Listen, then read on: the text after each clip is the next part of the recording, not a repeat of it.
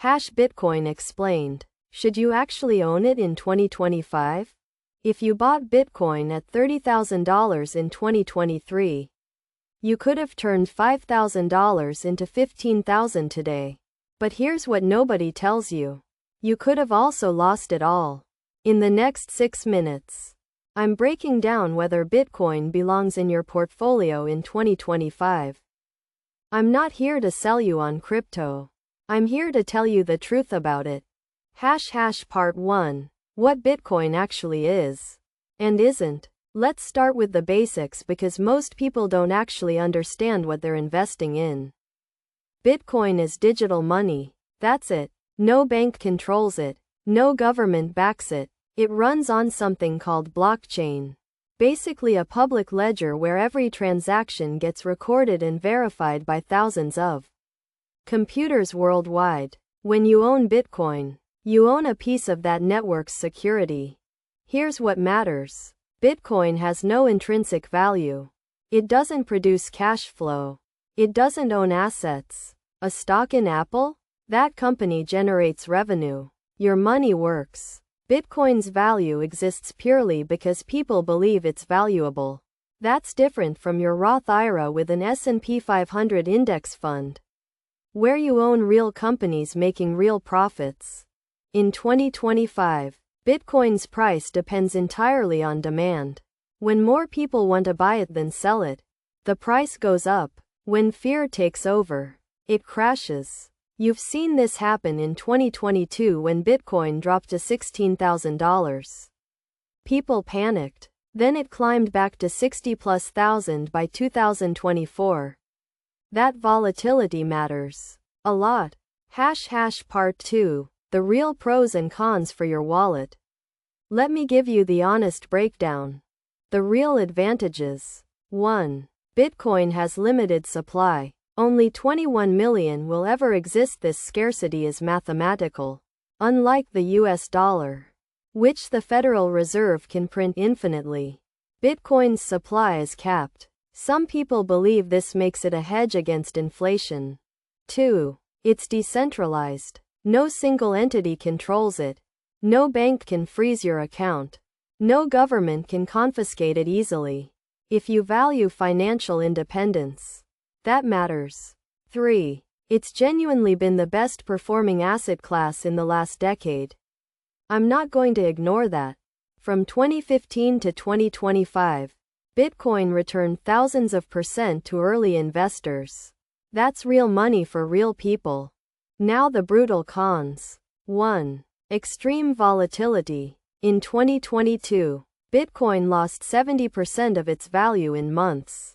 Your heart can't handle that if you're not psychologically prepared. If you need this money in 2 years for a house down payment, Bitcoin is a terrible choice.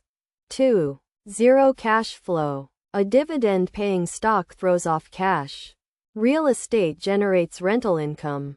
Bitcoin generates nothing. You're purely betting on someone paying more for it later.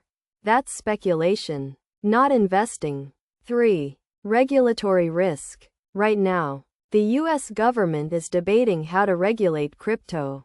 One bad ruling and Bitcoin's value could crater. Your 401k contributions to Fidelity won't face this risk. 4. It's still not mainstream for payments. You can't pay rent with Bitcoin at most landlords. You can't buy groceries with it everywhere. That limits its real-world utility. It's not actually replacing the dollar.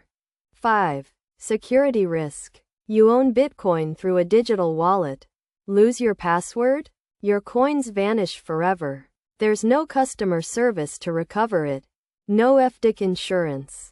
I'm serious. People have lost millions to a forgotten password. Part 3. Should you actually own it? Here's my honest take for your specific situation in 2025. You should own some Bitcoin if you have money you can afford to lose completely. Your emergency fund is solid. Your Roth IRA is maxed at $7,000 per year. Your 401k is getting your employer match. You can handle watching your investment swing by 50% in a month without panic selling. And you have a 5+ year timeline. In that case, small allocation makes sense. I'd say 2 to 5% of your portfolio maximum.